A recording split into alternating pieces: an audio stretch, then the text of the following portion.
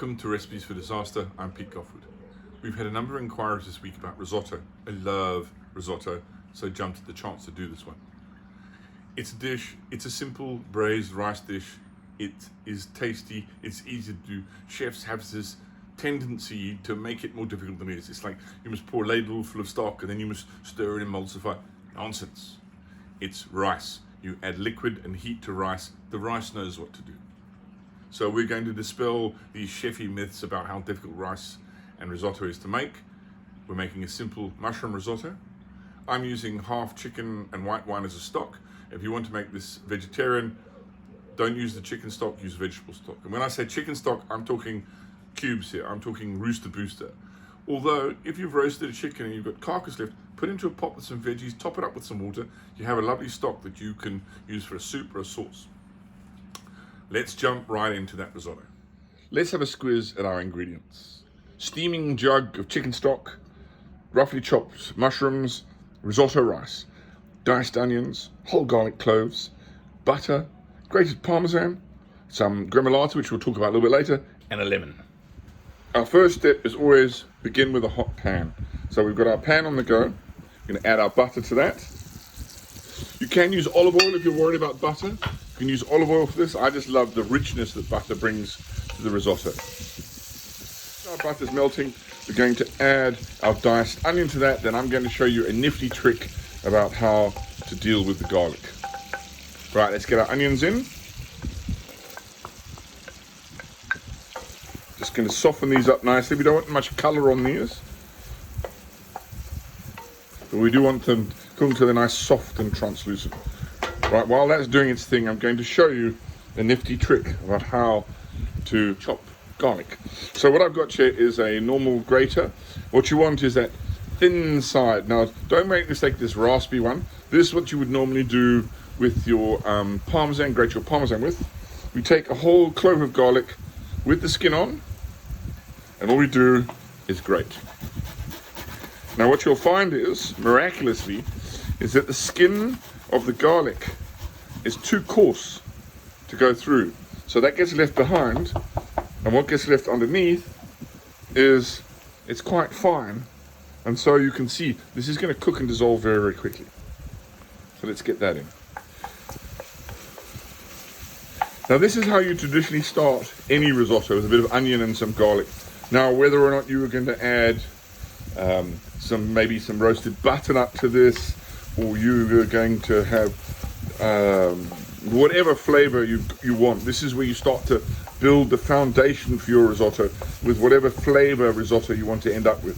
We're making a mushroom risotto, so I've got some nice roughly chopped or probably quartered, and I'm just using some button mushrooms and some portobellini mushrooms. This beautiful garlicky, buttery onion waft really is a sense of what's to come with this rich risotto. In go our mushrooms. We don't have to cook the mushrooms completely because they're going to continue cooking the rice, but just to soften up and start to soak up some of that butter and the flavor from the onions and the garlic. Now we've got risotto rice here.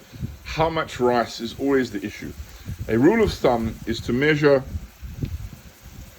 2 ample handfuls will give you a portion per person. So that's it. I'm making 2 portions, 4 cupped handfuls. Give you a rough rule of thumb as to how much rice you're going to need. Now we just want to stir this, get the rice nicely coated with the garlicky mushroom and butter and onion flavors. Now this is where the secret to making good risotto comes in.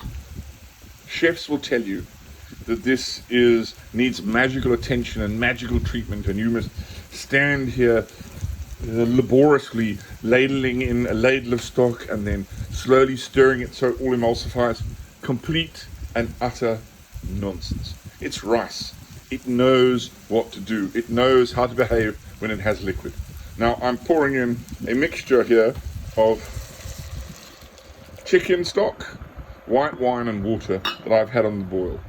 Now it's very important that the stock must be hot when you pour it in, because otherwise what you're doing is you've got a pot boiling here, and if you add cold stock, you're actually detracting from the cooking process. So hot dish, hot stock carries on cooking. Now, basically, I'm going to leave this to let it do its thing. Every now and again, I'm going to give it a stir as the liquid starts to evaporate. But I'm not going to stand here as the chef tell you and slowly but surely, don't leave your pot for 45 minutes while you stir in the risotto. Absolute nonsense. If you've ever known how to make rice pudding, you add liquid to rice, it's rice. It knows what to do. Occasionally, I'm going to have to give this a stir just to make sure it doesn't stick to the bottom. But every time the liquid cooks out, I'm going to give it another glug of hot stock until it's done. We brought our risotto up to the boil. Now we're just going to turn it down to a slight simmer. We don't want it boiling furiously, otherwise what will happen to the rice is it'll cook quickly on the outside and get all porridgey, and it'll still have a crunchy bit in the middle, which is what we want to avoid. We want to have nice, evenly cooked rice. Now, this is going to take about 15 to 20 minutes to get this right. We don't want it to dry out, and we don't want it to remain too soupy. So as the rice and the liquid cooks down, as the rice absorbs that liquid, I'll add more stock. We'll pretty much leave it to do its own thing.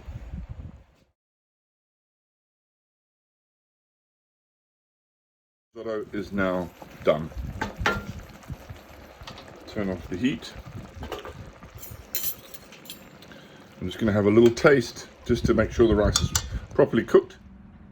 Oh, that is tasty, it's rich, it's flavoursome, and the rice is perfect. It's just cooked, there's a little bite to it, but the consistency is right.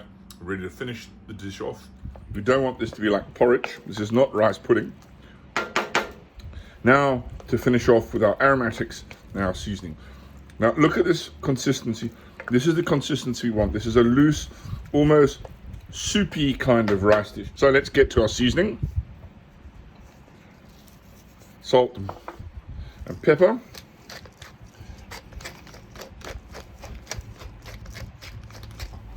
And in goes our grated Parmesan. Lots of cheese. You can never have too much cheese. Stir that in. Before you serve, the finishing touch is a squeeze of lemon.